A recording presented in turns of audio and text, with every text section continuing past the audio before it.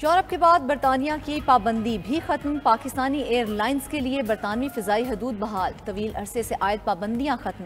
बरतानवी high commissioner ने तस्दीक करते हुए कहा कि पाकिस्तान का नाम बरतानिया की एयर सेफ्टी लिस्ट से निकाल दिया गया।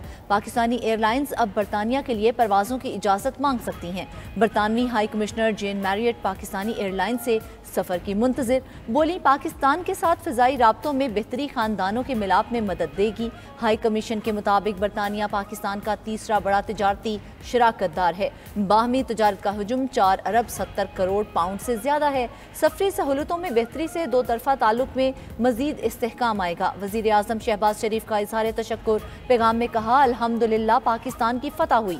PTI के वज़ीर के गैर जिम्मेदाराना और तबाहकुन बयान ने पाकिस्तान की साख को बेइंतहा नुकसान पहुँचाया, जिस वजह से कौमी एयरलाइन 4 साल तक पाबंदियों का शिकार रही। अब PIA बरतानिया में मुकीम 15 लाख पाकिस्तानियों को दोबारा इकट्ठा कर देगी। साहब जो उस वक्त वज़ीर हवाबाजी थे, उन्होंने अपने ही अदारे पे इल्ज़ाम लगा के जो बैनुल-अक़वामी रेगुलेटर्स थे, एक किस्म की उनको दावत दी कि वो पाकिस्तान की कौमी एयरलाइन को जो है उस पर पाबंदियाँ लगा दें। एक कौमी वक़ार जो है वो मजरूह हुआ।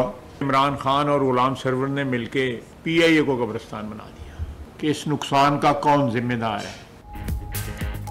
कौम को मुबारक हो, पाकिस्तानी एयरलाइन से पाबंदी हटना बड़ी कामयाबी है। शहबाज शरीफ की क़यादत में अहम संगे मील अबूर हो गया। कोशिश है जल्द न्यूयॉर्क की परवाजें भी शुरू हों। वज़ीर दिफा ख्वाजा आसिफ की प्रेस कॉन्फ्रेंस। बोले, गैर जिम्मेदाराना बयानात और कौमी एयरलाइन पर पाबंदी लगने से कौमी वक़ार मजरूह हुआ था। बानी PTI और साबिक वज़ीर गुलाम सरवर PIA को खंडर और कब्रिस्तान बनाकर छोड़ गए। गुलाम सरवर का बयान रियासत के खिलाफ जुर्म था। उनके क्या मकासद थे, ऐसा क्यों किया, इसकी इंक्वायरी होनी चाहिए। फैसला काबीना करेगी। ख्वाजा आसिफ ने जल्द PIA की प्राइवेटाइजेशन करने का भी बता दिया। बोले, हुकूमती इक़दामात और रूट्स की बहाली से आलमी एतमाद बहाल हुआ। मजीद रूट और तैयारे भी मिलेंगे। उम्मीद है इदारे की वैल्यू बहुत बेहतर हो जाएगी। खरीदारी के लिए अब तक 4 कंपनीज अप्लाई कर चुकी।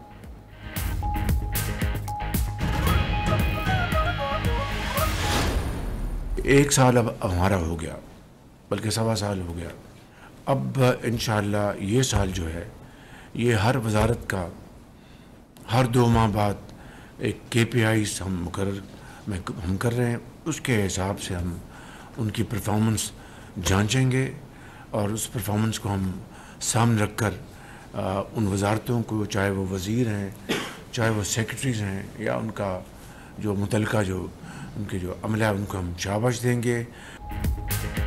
वफाकी हुकूमत का हर 2 माह बाद वजारतों की कारकर्दगी जांचने का फैसला। किसी भी गफलत या कोताही पर तादीबी कार्रवाई से पीछे नहीं हटेंगे। वज़ीर आज़म शहबाज शरीफ का 2 टोक पैगाम। काबीना इजलास में बोले, मुआशी तरक्की के लिए सब मिलकर कोशिशें कर रहे हैं। अच्छी कारकर्दगी दिखाने वाली वजारत को शाबाश भी मिलेगी। स्टॉक मार्केट में तेजी सरमायाकारों के एतमाद का मजहर है। शहबाज शरीफ का हालिया बारिशों से अमवात पर दुख का इजहार। कहा, सानहा सवात और दीगर दिलखराश वाक़यात से हमें सबक सीखना चाहिए। ऐसे सानहात से बचने के लिए मौसर इक़दामात और तैयारी ज़रूरी है। NDMA एक जानदार इदारा बन चुका है। बारिशें ख़त्म होने के बाद तमाम सूबों के साथ मीटिंग बुलाएंगे। काबीना इजलास में मुल्क की अमन व अमान की सूरत हाल भी ज़ेर गौर आई। फ्रंटियर कॉन्स्टेबलरी को फेडरल कॉन्स्टेबलरी का नाम देने पर शुरा को एतमाद में लिया गया।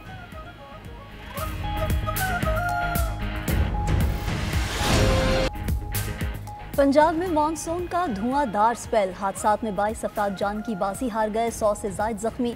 लाहौर में छतें गिरने और करंट लगने समेत हादसात में 11 अफराद जान बहक, 10 जख्मी हो गए। चूंग के करीब घर की छत गिरने से 5 अफराद जान की बाजी हार गए, 2 जख्मी। रायवन रोड पर मिशन कॉलोनी में घर की छत गिरने से 3 अफराद जान बहक। फैसलाबाद में बारिश के बायस छतें गिरने से मियाँ बीवी और माँ बेटे समेत 6 अफराद जान से गए, 3 बहनों समेत 36 अफराद जख्मी हुए। रिनाला खुर्द में करंट लगने के 2 वाक़यात में 2 अफराद जाँ बहक। शेखुपुरा में रिकॉर्ड 217 मिलीमीटर तक बारिश। लाहौर में 175 और ओकाड़ा में 170 मिलीमीटर बारिश हो चुकी। नशेबी इलाकों के साथ तजारती तजारती मराकज़ भी मुतासर, घरों और दुकानों में पानी दाखिल। फैसलाबाद, साहिवाल, चीचावतनी, हाफिजाबाद और कसूर में भी बरसात। गलियां, बाजार, तालाब का मंजर पेश करने लगे। बारिश के बायस कई इलाकों में बिजली भी गायब। महकमा मौसमियात के मुताबिक शदीद बारिशों का सिलसिला कल तक जारी रहेगा। वज़ीर आला पंजाब का बारिश के बायस अमवात पर गहरे दुख का इजहार। सोगवार खानदान से ताज़ियत। मरीम नवाज का इंतजामिया को नकासी आब भी फौरी करने का।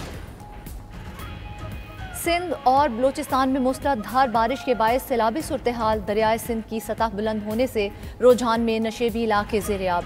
दर्जन से जायद देहात का राबता मुनक़ते। सैकड़ों एकड़ फसलें तबाह हो गईं। राजनपुर में कोहे सुलेमान के पहाड़ों से आने वाले सैलाबी रैलों से तबाही।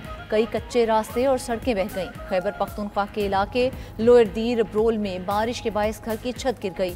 मलबे तले दबकर 2 बच्चे जाँ बहक, 2 जख्मी हो गए। खैबर पख्तूनख्वा में ग्लेशियर फटने का खतरा। चित्राल, दीर, सवात और कोहिस्तान की ज़िले इंतजामिया को अलर्ट जारी। सयाहों को खबरदार रहने और एहतियाती तदाबीर इख्तियार करने की हिदायत। उधर हैदराबाद में 2 रोज़ कबल होने वाली बारिश का पानी ना निकाला जा सका। हैदराबाद रेलवे स्टेशन अब भी तालाब का मंजर पेश कर रहा है।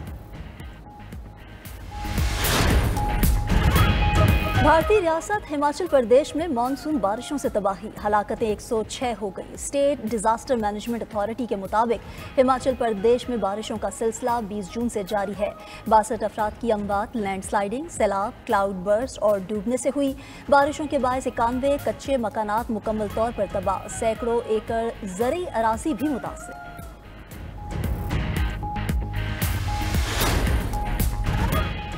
कोहिस्तान करप्शन स्कैंडल की तहकीकात में अहम पेशरफ्त। नैब ने केस को इंक्वायरी से तफ्तीश में तब्दील कर दिया। ज़राए के मुताबिक अब तक 25 अरब रुपए मालियत के असासे बरामद और जब्त किए जा चुके हैं। स्कैंडल में मुलव्वस एक मरकजी कॉन्ट्रैक्टर को गिरफ्तार किया जा चुका। आइंदा दिनों में स्कैंडल में मुलव्वस अहम शख्सियात की गिरफ्तारी का भी इम्कान। पीपल्स पार्टी ने स्कैंडल की शफाफ तहकीकात के लिए वज़ीर आला KP से मुस्ताफ़ी होने का मुतालबा कर दिया। सीनियर रहनुमा नैयर बुखारी कहते हैं, खैबर पख्तूनख्वा को करप्शन का गढ़ बना दिया गया। सरकारी वसाइल से तिजोरियां भरने वालों का एहतसाब होना चाहिए।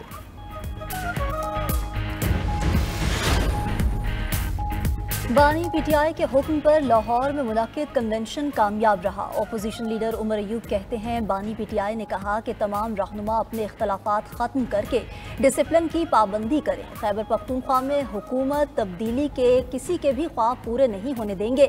अलीमा खान बोली, बानी PTI अपनी ज़ात नहीं मुल्की मफाद के लिए मुज़ाकरात पर तैयार हैं। असीर रहनुमाओं की रिहाई तहरीक इंसाफ की तरजीह है। जुल्म के खिलाफ अवाम को भी बाहर निकलना होगा।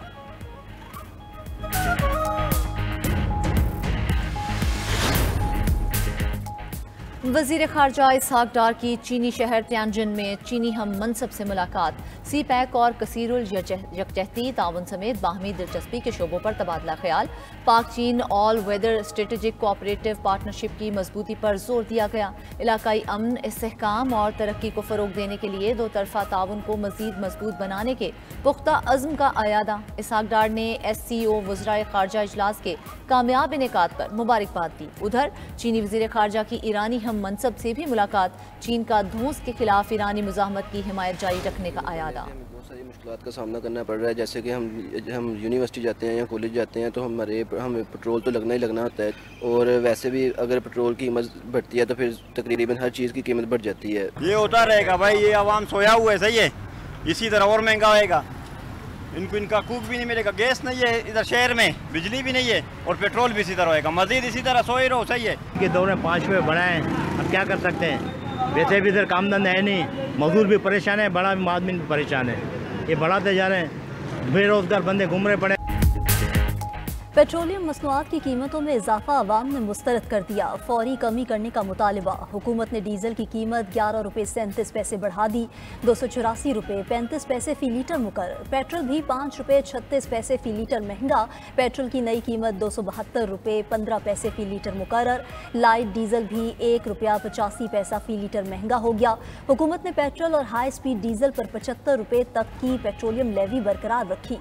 पेट्रोलियम कीमतें बढ़ने पर ट्रांसपोर्टर्स ने किरायों में 7 से 10% तक इजाफा कर दिया।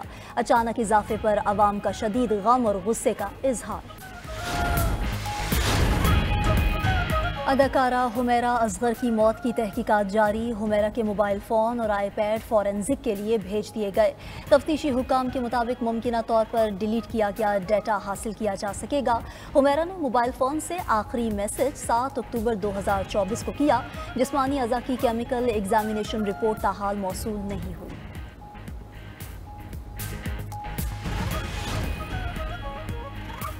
इसराइल मुसलसल फ़लस्तीन पर बमबारी कर रहा है। अमीर जमात इस्लामी कहते हैं खुराक के लिए कतार में लगने वाले फ़लस्तीनियों पर गोलियां बरसाई जा रही हैं। अमरीकी सदर क़याम अमन से मुतल्लिक रोज़ाना झूठे दावे करते हैं। हाफिज़ नईमुर रहमान ने कहा कि मुल्क में मुसलसल महंगाई की शरह बढ़ रही है। PDM की हुकूमत आवाम को लूट रही है। बिजली की कीमत में बुनियादी टैरिफ में कमी होनी चाहिए।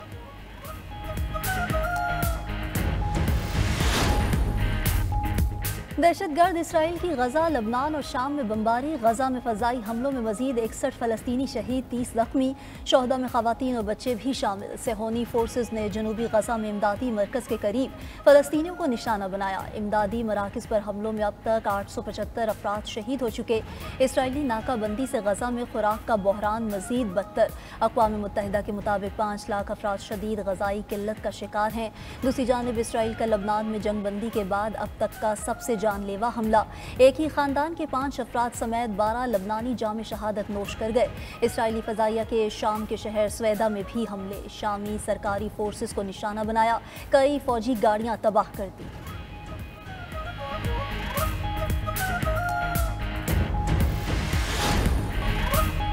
अमरीकी सदर ट्रंप की आज कतरी वज़ीर आज़म से अहम मुलाकात होगी। गजा में जंगबंदी से मुताल्लिक बात होगी। ईरान के साथ जौहरी मुआहिदे के लिए मुज़ाकरात की बहाली पर भी गुफ्तगू मुतवक्के। सदर ट्रंप का एक बार फिर ईरान की जौहरी तनसीबात को मुकम्मल तबाह करने का दावा। मजीद बोले, रूसी सदर पुतिन ने 50 दिन में जंगबंदी मुआहिदा न किया तो सख्त पाबंदियाँ लगाएंगे।